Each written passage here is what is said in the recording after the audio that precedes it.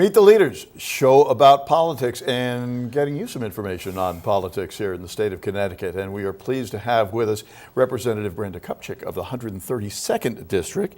And you represent Fairfield.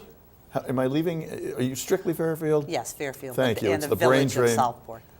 Thank you. Good. Same difference. But it's always good to have you here. Thank you so much for stopping Good to be here, by. David. This is a time when you have a momentary breather between the election and between getting into real action once again.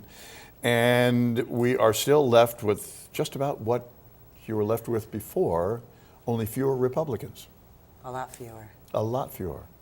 What is that going to mean to the session upcoming? Well, I think if you base it on past history, right? So Yeah. since 2011, I've been serving, and when the numbers were much farther apart, there was a lack of bipartisanship or willingness from the majority to work with Republicans. Numbers being much more close this past legislative session, last 2 years, you saw a lot more bipartisanship. So I'm worried that that will go away now that the numbers are so spread apart. Got a number of your former colleagues who got involved in the wave and aren't rejoining you for this go round, and a number of newbies in lots of different ways. People who had not necessarily been very much in politics, and who are now and are excited about the prospect going forward.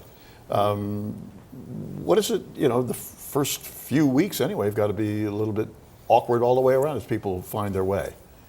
Well, I think a lot of these, the new freshmen who haven't really been involved in public service at all, maybe even on a local level, Yeah.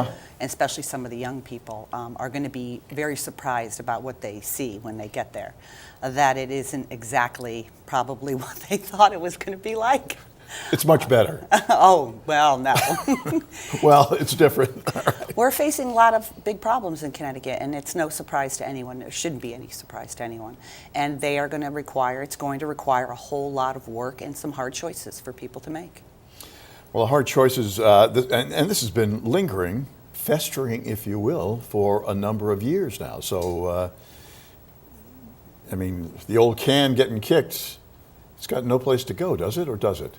No, I don't think so. You could start, some of the things that have been done in the past, counting funding, counting investment interest rates that we were never getting, that kind of stuff, and taking money out of the rainy day fund. I hope that the Governor-elect Lamont does not. Now, he says he doesn't want to do that. Well, let's hope he's not convinced to do that by anybody, because that's really an important thing we need to maintain. We have to have that there. And the volatility cap.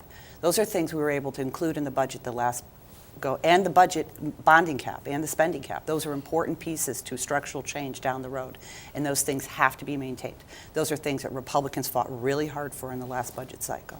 Well, and the bills that were on the ballot this go around, the transportation lockbox, getting overwhelming approval. Right. Interesting. So there were two. Can it be kept? Well, that lockbox isn't truly locked, so there were two lockbox proposals. There was a lockbox that passed that was on the ballot this year that had a lock at the bottom, but legislature could change the funding stream going into the box. The box that we tried to amend, Republicans would have had two locks, so you couldn't change the stream and you couldn't take it out. That would have been a more secure lockbox, but that's not exactly what happened. Maybe it's a bit of a misnomer. You have been involved in health issues and concerned in particular about mental health, and that's something that's finally getting a little light shone on it, be it violence issues, opioid issues, you name it. Is there hope for progress in that area as we go forward? I hope so, because in the last couple of years we've passed a lot of good legislation on the opiate crisis. We could do more, but we did a lot of good stuff. Last year, Senator Kennedy and I partnered on a bill that tried to bring mental health parity bill, which was a data bill that would have required mental health screening at every physical exam for children under 18, and it would have also required insurance companies to provide data to the state that would have allowed them to see what obstructions were in place for people to access mental health care. Because as we know, if you are involved in mental health, as I am with the National Association of Mental Illness, people cannot access mental health in the way that they can access health care for just physical health. So that bill was so close, and the insurance industry was fighting against it tooth and nail, but we were so close to getting it passed, and we weren't able to get it through. So that's something we're going to continue to push for. I'm going to continue to push for this next session. And it'll be interesting to see how these new folks, what direction they take it in, and whether they're going to be able to push it over the goal line, if you will, going forward. You are also a big animal devotee, as I can appreciate very well. And animals often get short shrift when it comes to any kind of legal remedies for problems that they are faced with, and what we two-legged animals do to our animals. Have you got some things in mind that you want to see going forward? So I'm co-chair of the Animal Welfare Caucus, and we're going to be meeting in December with the Connecticut Votes for Animals, the ASPCA, and the Connecticut Humane Society, just to have an initial meeting to talk about priorities. And then what we'll do is invite legislators, a larger percentage of legislators who have some interest, to come in and try to focus on a small amount of bills.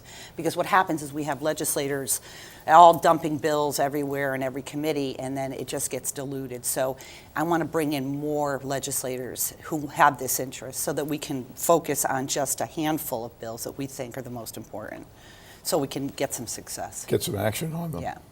That would be good. Does any of it involve penalties to people who abuse animals and so forth? Well, yeah, last year we tried really hard, and we were almost successful in getting the changes to the AR, accelerated rehab for animal abuse, or severe animal abuse, changing the felony class. So we were close. I think there's a potential of being able to get that through this year. I'm going to try. I know you are. I know you are.